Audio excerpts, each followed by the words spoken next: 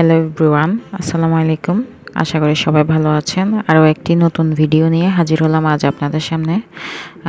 এটা হচ্ছে আম্মুর হাতের কলিজা ভুনা। চিন্তা করলাম আপনাদের সাথেও একটু শেয়ার করা যাক। তো এখানে প্রায় 1100 গ্রাম থেকে একটু বেশি আমরা কলিজা বা অন্যান্য অংশ গরুর মিক্স করে নিয়েছি। তো প্রথমে আমরা এটা ভালো করে ধুয়ে নিব, কারণ হচ্ছে যদি ভালো করে ধোয়া না হয় তাহলে রান্নার টেস্টটাও কিন্তু ভালো আসবে না। সো ভালো করে প্রথমে ধুয়ে নেওয়া হবে। এই যে দেখতেই পাচ্ছেন।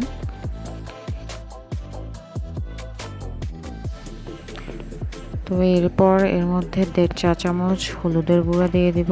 একে একে করে এভাবে সবগুলো মশলার পরিমাণ মতো দিয়ে দিব। এরপর হচ্ছে যে 1.5 চা চামচ মরিচের গুঁড়া। আসলে মরিচের টেস্টটা আপনারা আপনাদের স্বাদ অনুযায়ী দিবেন, যে যত ঝাল খেতে পছন্দ করেন সেই অনুযায়ী দিবেন।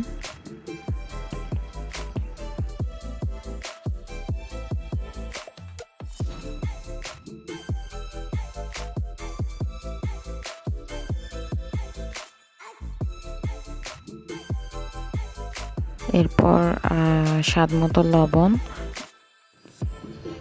1/2 চা চামচ জিরা বাটা, 1 চা চামচ আদা রসুন বাটা দিয়ে একটু মেখে নিব।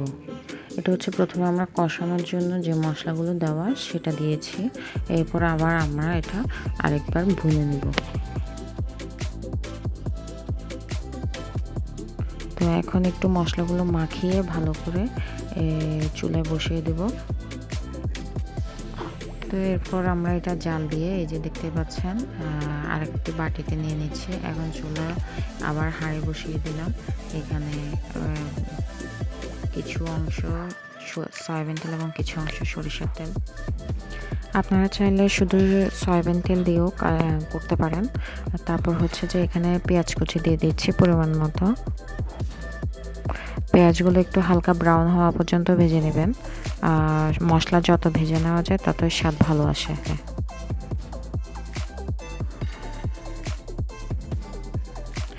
এখন সামান্য হলুদ গুঁড়া দিয়ে দিব। যেহেতু আগে আমরা হলুদ গুঁড়া মরিচ গুঁড়া দিয়েছিলাম, তাই এখন অল্প পরিমাণে দিব, বেশি দিতে যাবেন না, তাহলে কিন্তু স্বাদ নষ্ট হয়ে যাবে। হলুদ মরিচ এবং এখন বাটা মশলাগুলো অল্প অল্প করে দিয়ে দিচ্ছি। আদা বাটা, রসুন বাটা, জিরা বাটা এবং গরম মশলা বাটা। আপনারা দেখতেই পাচ্ছেন এখানে আমি কোনো কাঁচা মশলা দেইনি আলাদা, কারণ আমি বাটা মশলা ইউজ করছি। আসলে বাটা মশলার স্বাদ ভালো আসে। এরপর টমেটো কুচি দিয়ে দিচ্ছি। এবার ভালো করে এগুলো কষিয়ে নিতে হবে। প্রয়োজনে একটু পানি দিয়ে দিবেন, তাহলে মশলা আর পুড়ে যাবে না।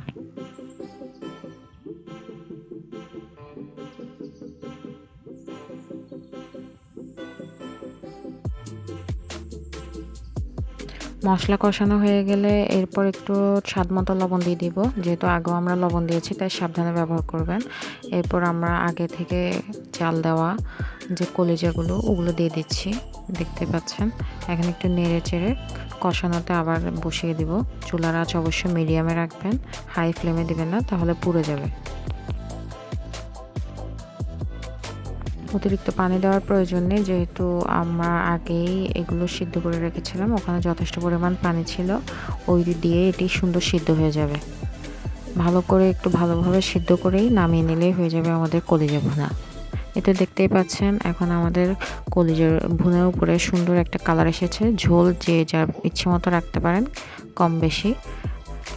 এরপর কয়েকটা কাঁচামরিচ ভেঙে উপরে ছড়িয়ে দেবেন এবং পরিবেশন করবেন। রেসিপিটি যদি ভালো লাগে তবে লাইক, শেয়ার এবং সাবস্ক্রাইব করে পাশে থাকবেন। আল্লাহ হাফেজ।